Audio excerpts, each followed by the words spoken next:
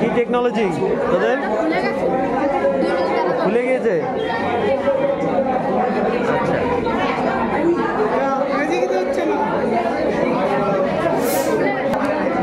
আচ্ছা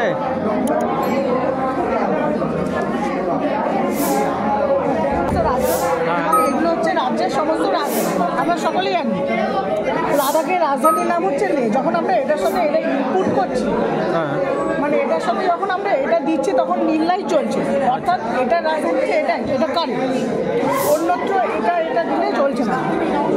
এদিক থেকে হিমাচল প্রদেশ হচ্ছে সিমলা, এটা একমাত্র চলবে, অন্যত্র চলবে। আরেকটা ইন্টারেস্টিং বিষয়, পাঞ্জাবের রাজধানীও চণ্ডীগড় এবং হরিয়ানার রাজধানীও চণ্ডীগড়।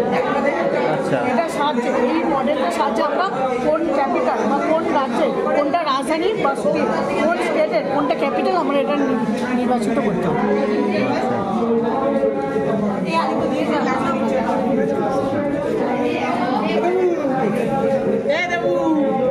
কি করছিস যে তোদের কি আছে?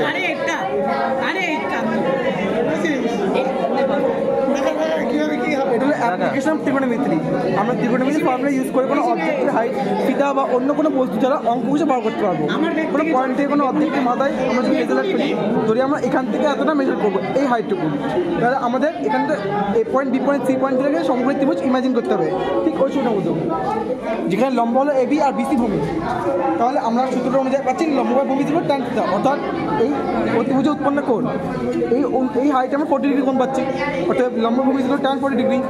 ট্যান 40 ডিগ্রি মানে আমরা ক্যালকুলেটরের সাহায্যে বার করতে পারছি 0.8391, অর্থাৎ লম্ব বাই ভূমি ইকুয়াল 0.8391। এবার ভূমি যদি সার্ফেস লেভেল আছে ওটা আমরা মাপ করতে পারছি, তাহলে আমরা ভূমির মানটা বসিয়ে নেবো লম্ব বাই ভূমির বদলে লম্ব বাই 35 সেন্টিমিটার, যেটা হলো ভূমির সার্ফেস লেভেলের ডিস্টেন্স, অর্থাৎ লম্ব by 35 centimetre is equal to 0.8391। আমরা যদি ক্রস গুণ করি তাহলে পাবো লম্ব ইজ ইকুয়াল টু 35 ইন্টু 0.8391, যেটা হবে গাছের অ্যাপ্রক্সিমেট হাইট।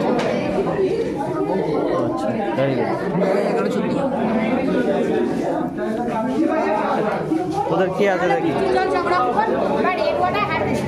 এখানে বৃষ্টি হচ্ছে, সেটা আমরা ওয়েস্ট না করে যদি একটা সাথে সঞ্চয় করে রাখি এবং একটা পাইপের মাধ্যমে ফিল্টারটা আটকে গেল, ফিল্টার হলো আটকে গেল এবং এটা যাবতীয় কাজ যাবে, বাসন কাচা, কাপড় কাচা এবং বাহানা ব্যবহার করতে পারি।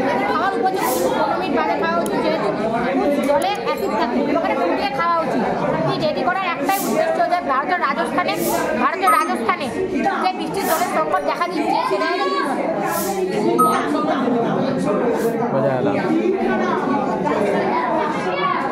এখানে দেখতে হবে, নিচে দেখতে হবে, এটা একটা 3D হলোগ্রাম টাইপের একটা জিনিস। আচ্ছা, হলোগ্রাম অ্যাকচুয়াল না, বাট হলোগ্রাম এইভাবে কাজ করে আর সামনে রাখা আছে।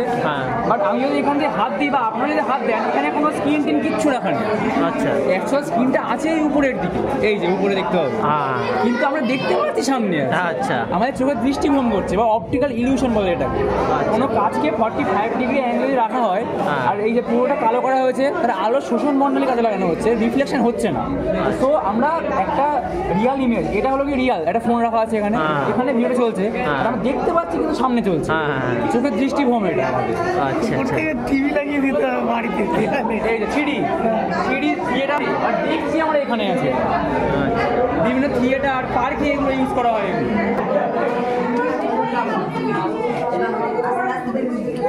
কি আছে? ইলেকট্রিক তোমাকে এই ইয়েটার ওইটার মধ্যে দিয়ে নিয়ে যেতে হবে। তোমার যদি এটা ঠেকে যায় তাহলে সাইলেন্ট আমরা উপভোগ করবো, দেখো যাওয়া যায় কিনা। এখান থেকে এখান তো আনতে হবে আপনাদেরকে, এরকম ভাবে নিয়ে যেতে হবে, ঠেকে গেলে সাইলেন্ট। ফোন করা আছে, কোনো টাচ করা যাবে না, ইলেকট্রিক গেম। টাচ হলেই সাইলেন্ট বাজবে, তাই তো?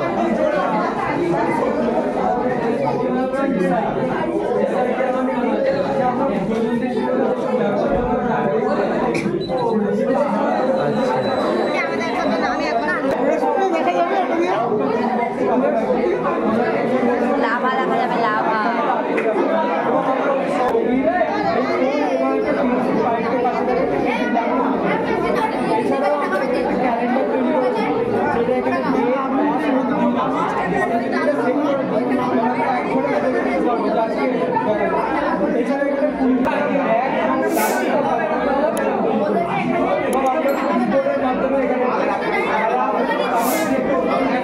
গ্লাসের মধ্যে কি ভিনিগার দিয়ে নিতে হবে, যে পরিমাণ তেল দেবে তার তুলনায় কম, এবং ভিনিগারের মধ্যে যে কোনো কালার বাড়িতে থাকা উজালা দিলেও হবে, এবং সেইটাকে খুব ভালোভাবে মিশিয়ে নিতে হবে।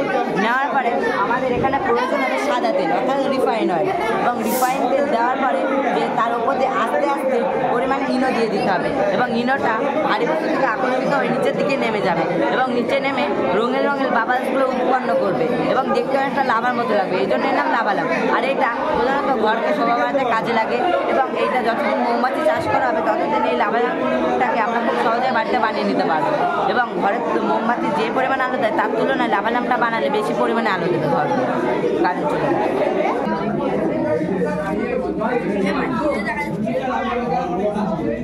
কি আছে দেখি? আমাদের উপস্থাপনা হচ্ছে রিসাইকেলকে সহজ ভাষায় বলতে গেলে কি, যে আমরা যে দৈনন্দিন জীবনে যেসব জিনিস আমরা ব্যবহার করি, সেসব যেগুলো আমরা ফেলে দিই, সেসব জিনিসকে না ফেলে পুনরায় তার থেকে যে আমরা বিভিন্ন রকম জিনিস তৈরি করতে পারবো, তার প্রক্রিয়াকে বলা হয় রিসাইকেল। এখানে আপনি যত রকমের জিনিস আমরা দেখতে পাচ্ছি, আমরা সবই হচ্ছে রিসাইকেল থেকে আমরা তৈরি করেছি। যেমন এখানে আমরা একটা ছোট্ট চুম্বককে কাজে লাগিয়ে একটা কি হোল্ডার তৈরি করেছি, যেটা খুব সহজে একটা লোহার জিনিসে আটকে যাবে এবং আমাদের চাবিও অত সহজে হারাবে না। আমরা এখানে ফেলে যাওয়া সানবাইকা থেকে একটা পেন হোল্ডার তৈরি করেছি। আমরা প্লাস্টিকের বোতলকে কাজে লাগিয়ে একটা ফুলদানি তৈরি করেছি। আমরা পুরোনো চার্জার, রঙিন কোন এবং পিভিসি পাইপকে কাজে লাগিয়ে আমরা একটি টেবিল ল্যাম্প তৈরি করেছি। এছাড়াও এখানে আমাদের ডেট, মাস এবং দিন আছে, যার সাহায্যে আমরা অতি সহজে যদি আমরা সেট করে দিই, আমরা এক ঝলকে দেখে দিতে পারবো যে আজকে ডেট, মাস আর দিন কত। এছাড়াও এখানে 20 লিটারের একটি জারকে আমরা একটি টুল তৈরি করেছি ফেলে দেওয়া জার থেকে। এছাড়াও এখানে আমরা ব্যাগ এবং প্লাস্টিককে কাজে লাগিয়ে কুশনের তৈরি করেছি, এবং এখানে রেডিওর পার্টস থেকে আমরা একটি সাউন্ড মেশিন অ্যান্ড বক্স আমরা তৈরি করেছি। এখানে আমরা যা যা জিনিস তৈরি করেছি, 9খানা আইটেম আমরা এখানে তৈরি করেছি। সুন্দর। চাইলে এখানে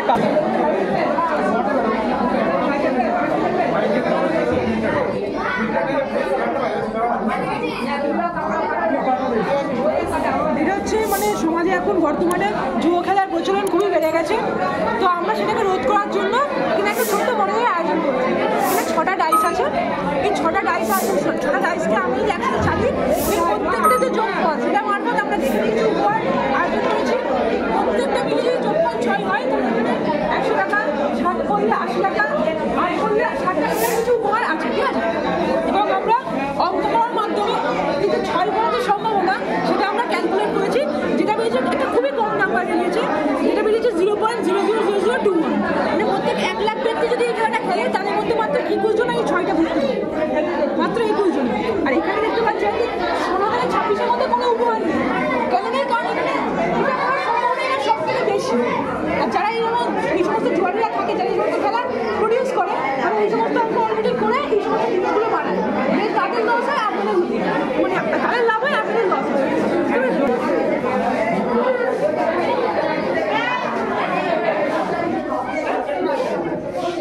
বলো তোমার টেকনোলজি কি? এটা মূলত পরিবেশ দূষণ রোধ করার জন্য আমাদের ব্যবস্থা করা হয়েছে। যখন কোনো যানবাহন এর সামনে দিয়ে যাবে, একটা আলো জ্বলবে, দেখবে চলে গেলাটা বন্ধ হয়ে যাবে।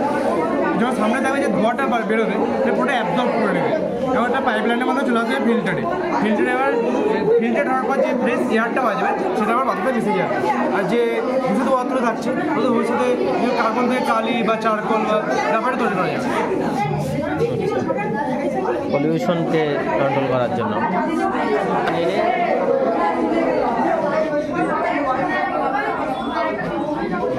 তোমার টেকনোলজি কি?